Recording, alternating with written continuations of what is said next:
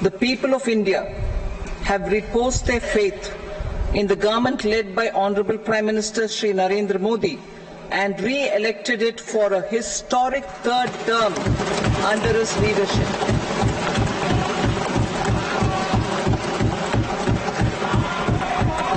We are grateful for their support, faith, and trust in our policies. We are determined to ensure that all Indians, regardless of religion, caste, gender, and age, make substantial progress in realizing their life goals and aspirations. Global context. The global economy, while performing better than expected, is still in the grip of policy uncertainties. Elevated asset prices, political uncertainties, and shipping disruptions continue to pose significant downside risks for growth and upside risks to inflation. In this context, India's economic growth continues to be the shining exception and will remain so in the years ahead.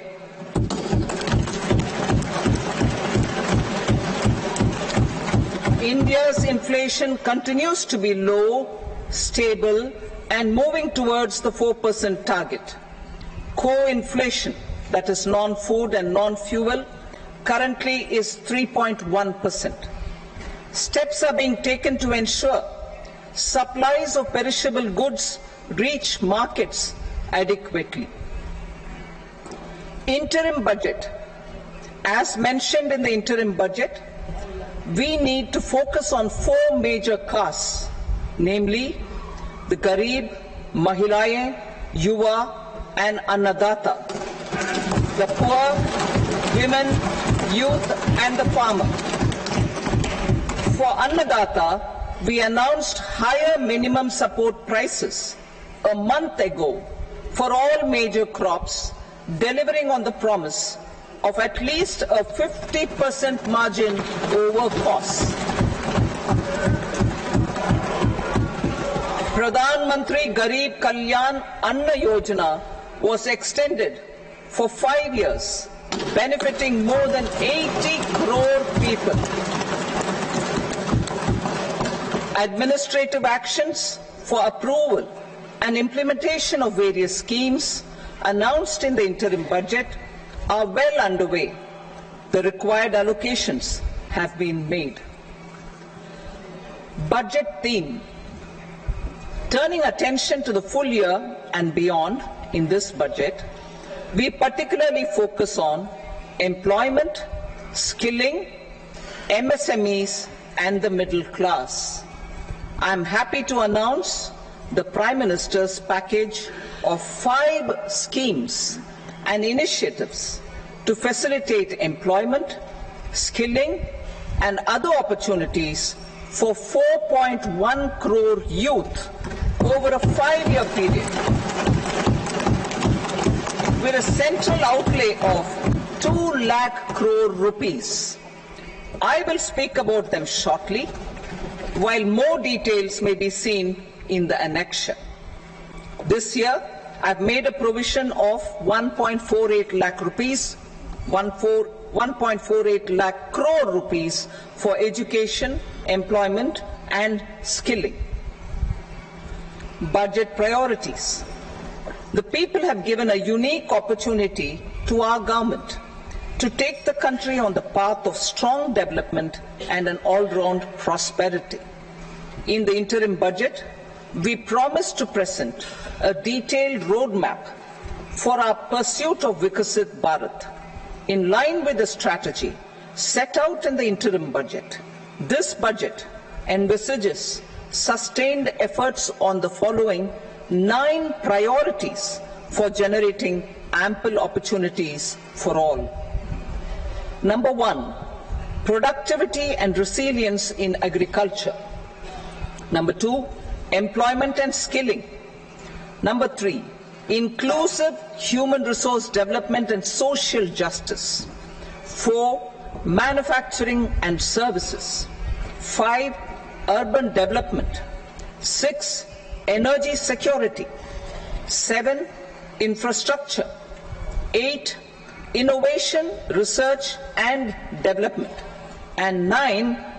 Next generation reforms. Subsequent budgets will build on these and add more priorities and actions. A more detailed formulation will be carried out as part of the economic policy framework about which I will speak later in this speech. This budget details some of the specific actions to be initiated in the current year towards fulfillment of these priorities with potential for transformative changes. The budget also covers some of the previously made announcements with intent to strengthen them and step up their implementation for expediting our journey towards the goal of Viksit Bharat. Priority 1, productivity and resilience in agriculture. Transforming agricultural research. Our government will undertake a comprehensive review of the agricultural research setup to bring the focus on raising productivity and developing climate-resilient varieties. Funding will be provided in challenge mode, including to the private sector. Domain experts, both from the government and outside, will oversee the conduct of such research. Release of new varieties. New 109 high-yielding and climate-resilient varieties of 32 field and horticultural crops will be released for cultivation by farmers. Natural farming. In the next 2 years, 1 crore farmers across the country will be initiated into natural farming, supported by certification and branding. Implementation will be through scientific institutions and willing gram panchayats. 10,000 need-based bio-input resource centers will be established. Missions for pulses and oilseeds.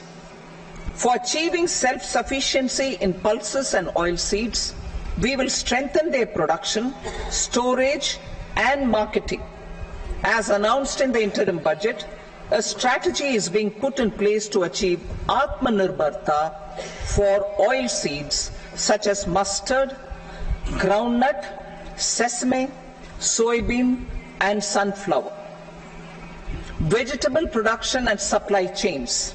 Large-scale clusters for vegetable production will be developed closer to major consumption centers. We will promote farmer-producer organizations, cooperatives, and startups for vegetable supply chains, including for collection and storage and marketing. Digital public infrastructure for agriculture. Buoyed by the success of the pilot project, our government, in